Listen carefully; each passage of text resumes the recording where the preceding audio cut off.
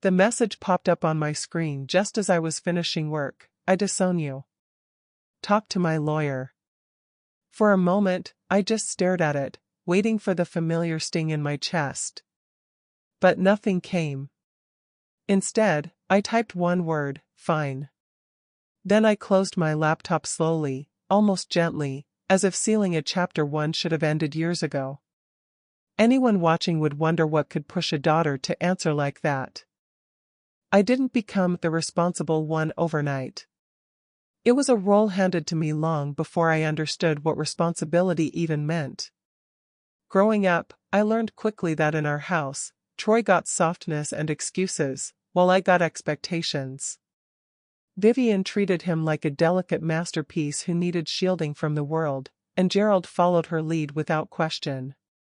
Meanwhile, I was the kid people forgot to check on because they assumed I'd figure things out on my own. At 15, when most kids were saving for concert tickets or sneakers, I was working part-time at a grocery store. Not because I wanted spending money, but because Troy needed help paying the insurance on the car my parents bought him. Vivian pitched it like a noble family effort. "We're all supporting each other," she said. But we was always code for me. The pattern continued in 100 different ways. One summer, they went on a beach vacation, Vivian, Troy, and Gerald, while I stayed home because they didn't have enough room in the car.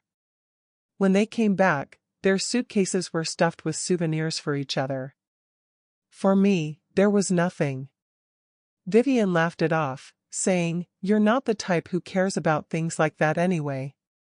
Even when I earned a full scholarship to a university across the country, the kind of opportunity most kids dream about, they convinced me to let it go. Vivian said, "You're the stable one, Riley. Your father needs you close, and Troy needs a good example to follow." Gerald didn't say a word to defend me. So I enrolled in the local college and swallowed the ache because that's what I'd been trained to do, sacrifice quietly. Adulthood didn't free me. It only increased the weight on my shoulders. When Gerald and Vivian bought the house in Glendale and immediately fell behind on payments, I stepped in temporarily. 7 years passed like that, 7 years of covering their mortgage while trying to build a life of my own. Every month, I watched my savings shrink to solve problems that weren't mine, but I kept telling myself this was what good daughters did. The utilities were another endless list of responsibilities they let slide into my lap. Electric, water, internet, if something needed paying, the expectation was automatic, Riley will handle it. They didn't even disguise it as gratitude anymore. Vivian would text, "Bills due," as casually as if she were reminding me to pick up milk. Then there was Troy. His financial chaos was constant. First a failed crypto investment, then a personal loan he defaulted on, then a new string of emergencies that never seemed to end. Each time, Vivian leaned on that same rehearsed line, "You're the strongest one in the family. If you don't help him, who will?" Gerald would sit silently beside her, nodding like it was a simple truth. I believed them. For years, I believed them. Everything cracked open a month before the text that changed everything. Uncle Ray, who'd always been an outsider to the family politics, sent me a video with a message that read, "You need to see this." The clip was shaky, filmed at some casual backyard gathering. But the words were painfully clear. Gerald raised a glass, smiling broadly as he said, "Cheers to my personal ATM." Vivian laughed loudly, adding, "She practically begs us to let her help." Pathetic, isn't it? Troy chimed in with, "Our little charity case. She should be grateful we even call her." They clinked glasses like they'd achieved something worth celebrating. Something inside me broke, quietly, cleanly, like a thread snapping after years of tension. I replayed the video over and over, not because I didn't understand it, but because part of me needed to accept that the people I'd spent my entire life supporting had never seen me as anything but a resource. Not a daughter. Not a sister. Just access. just convenience. Just a wallet with emotions they didn't care about. In that moment, the pattern became undeniable. I hadn't been overlooked. I had been used. And for the first time in my life, I stopped wondering what was wrong with me, and started seeing exactly what was wrong with them. The night I confronted them about the video, I still held on to a small, foolish hope that there might be some kind of explanation, something human, something that would make the cruelty less deliberate. I sent the clip to our family group chat and asked, as calmly as I could, "Can someone explain this to me?" Vivian replied first. "You're remembering it wrong. Remembering it wrong." As if my eyes and ears weren't working. As if the video wasn't literal proof of what they'd said. I wrote back, "The video isn't a memory. It's a recording." Vivian didn't hesitate. "It was a joke, Riley. We were laughing, having a drink. You're too sensitive." Troy chimed in next, sending a rolling eyes emoji, saying, "Yeah, it was sarcasm. God, you take everything so seriously." Then Gerald finally messaged, "Family is more important than pride. Don't twist things just to make yourself the victim." Victim. That was the word that did something to me. Before I could reply, I started getting calls, from Vivian's sisters, from Troy's fiancé, even from an aunt I hadn't talked to in years. Each one had the same tone, condescending disappointment. "Your father has done so much for you. You wouldn't be where you are without them. Don't forget your roots just because you have a good job now." They weren't defending the truth. They were defending the hierarchy, Vivian at the top, Troy close behind, and me at the bottom doing the grunt work. And now that I dared to question it, they closed ranks like I was an enemy. Something inside me shifted after that. Not rage, clarity. The next step came easier than I expected. I canceled every automatic payment tied to their expenses. The mortgage. The utilities. Troy's lingering loan I'd been paying the minimum on. All of it. Within hours, my phone exploded. Vivian called 12 times back to back. When I didn't answer, she left voicemails dripping with indignation. "Riley, what is the meaning of this? The electric bill is overdue. The bank called. Fix it immediately. This isn't funny." Troy's messages were worse. "Are you insane? My credit score is going to tank. You can't just stop paying stuff. Call me." Gerald, as always, took the quiet route. He didn't call. He didn't text. He let the others do the screaming while he pretended he was above the conflict. By the next morning, the tone had changed from entitled anger to panicked pressure. They expected me to cave. I always had. I always stepped in before consequences landed.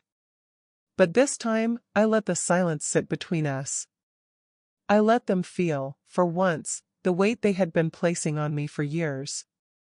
Around noon, I received a new message from Gerald. No greeting. No explanation. Just 6 words that sliced through whatever remaining illusion of family I had left. "I disown you. Talk to my lawyer." I stared at the screen for a long moment, waiting for the familiar ache, fear, guilt, desperation, to rise up. But none of it came. Instead, I felt something I couldn't even recognize at first. Relief. Not the peaceful kind, but the sharp kind, the kind that comes from finally identifying the real wound.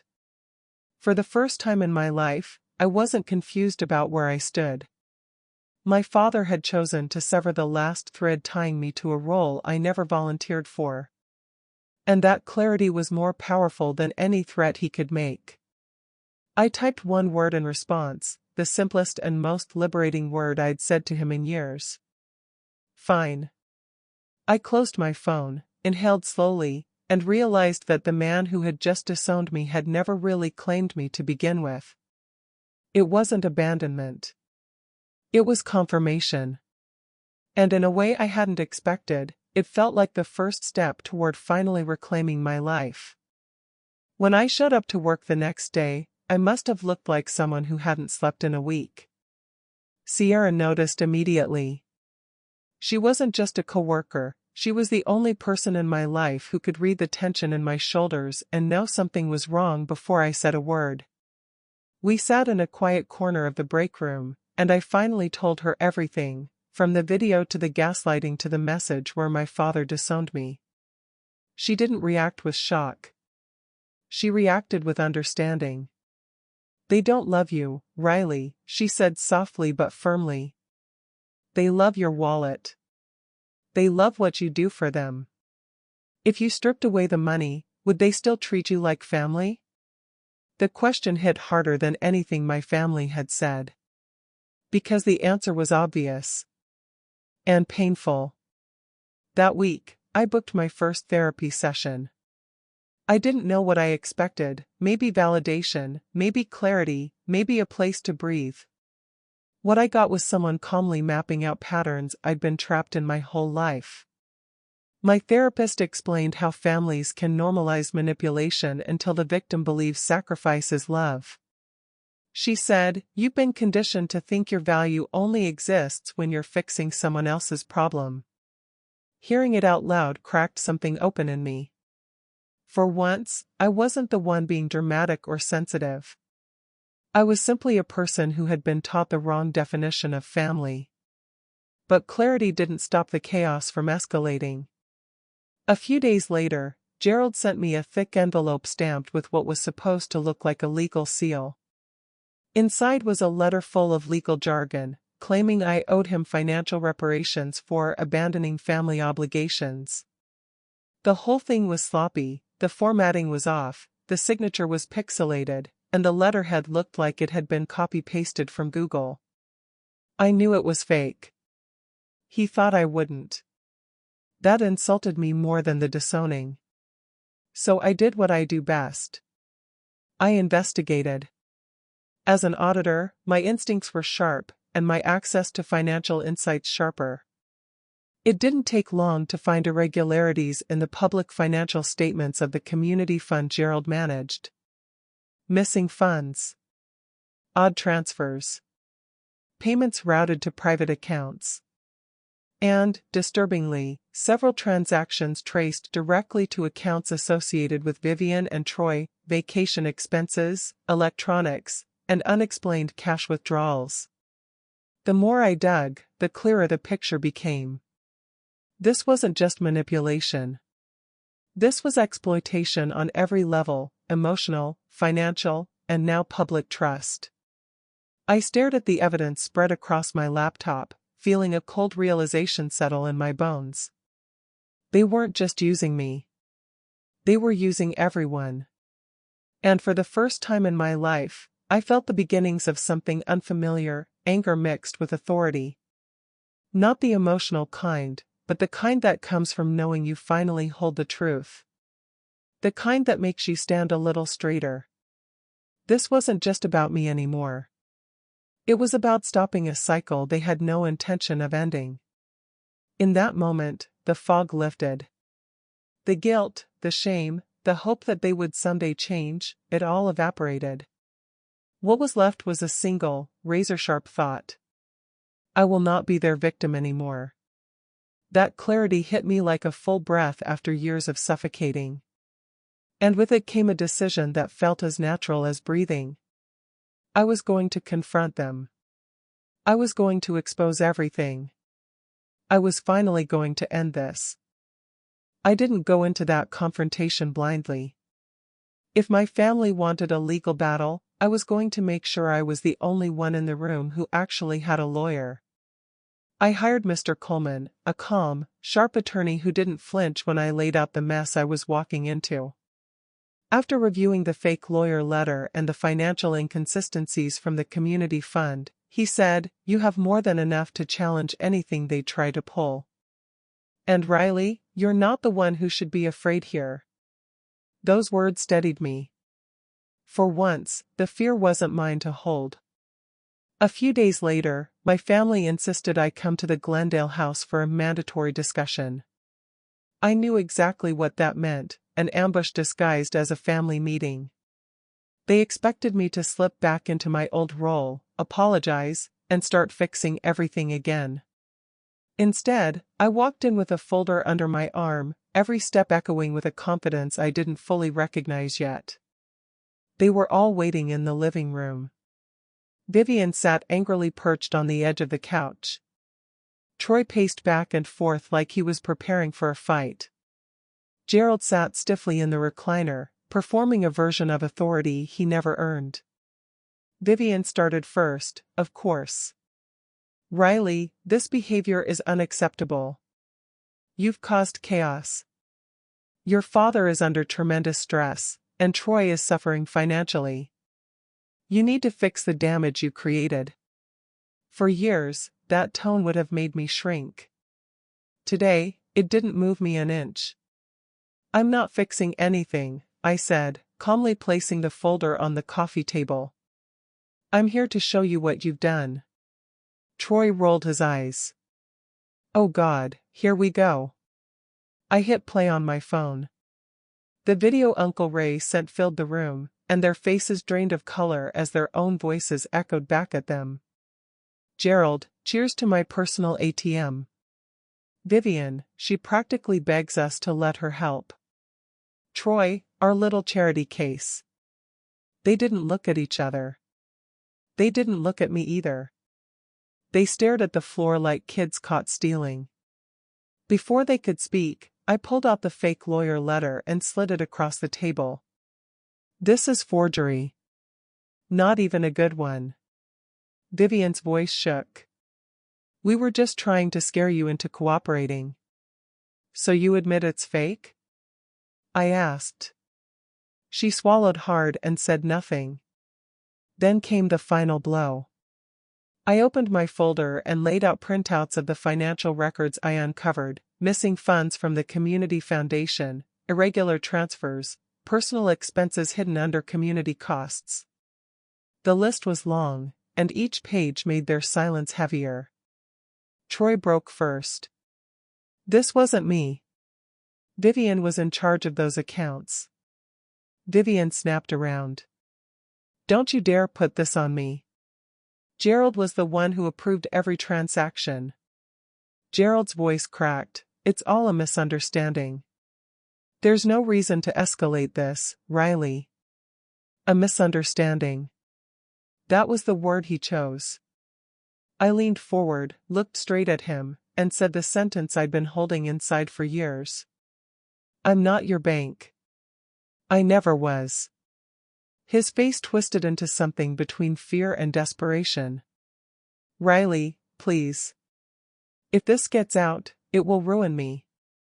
Just help me fix this. You're good at fixing things." "There's nothing for me to fix," I said. "You disowned me, remember?"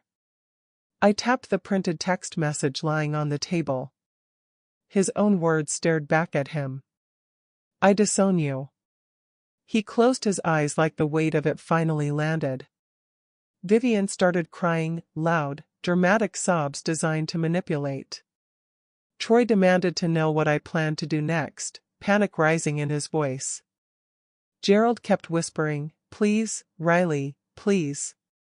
But the power dynamic had already shifted. They were the ones afraid. I was the one standing.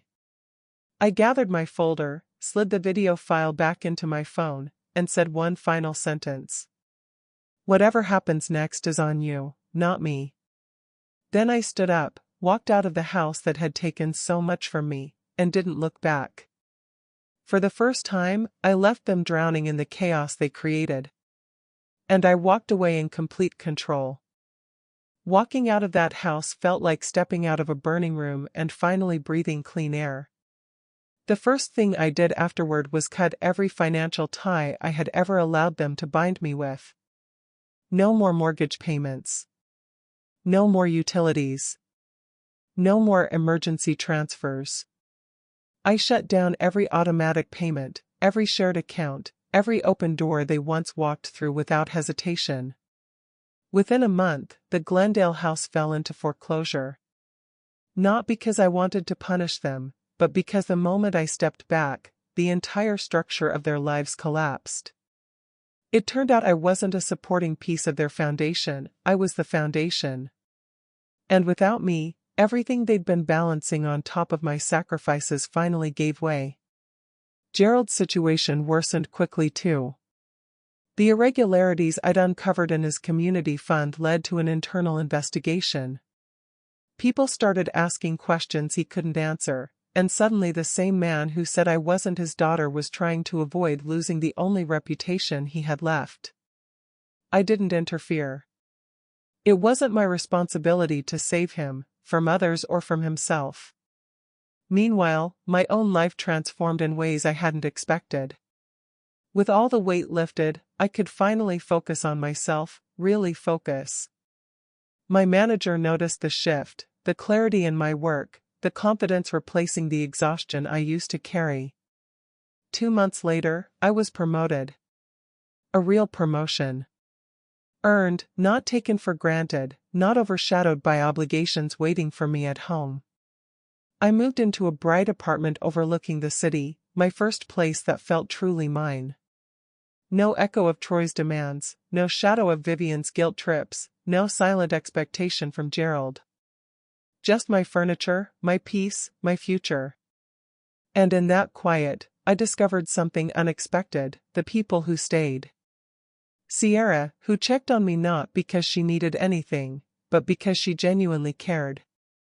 A few friends who had watched me struggle without knowing how deep it went. These were the people who showed up with kindness instead of demands. They became the kind of family I never knew I could have, a chosen one, built on respect, not obligation. Some nights, I would sit on my balcony with a cup of tea and realize a strange truth. I didn't owe anyone an explanation for the life I chose. Not anymore. The freedom wasn't loud or dramatic. It was quiet, steady, and deeply mine. For the first time, I wasn't surviving for someone else. I was finally living for me. Looking back, I realized that revenge isn't always about tearing someone down. Sometimes, the most powerful revenge is simply walking away and reclaiming the pieces of yourself you once gave to people who never deserved them. Family isn't defined by blood, it's defined by respect. And if someone treats you like a resource instead of a human being, you need to know this: you're not alone, and you're not the one who's broken. If my story resonates with you, share it. Leave a comment about your experience. Your voice could help someone else find their courage. And if you want more raw, honest family revenge stories, make sure to subscribe for the next one.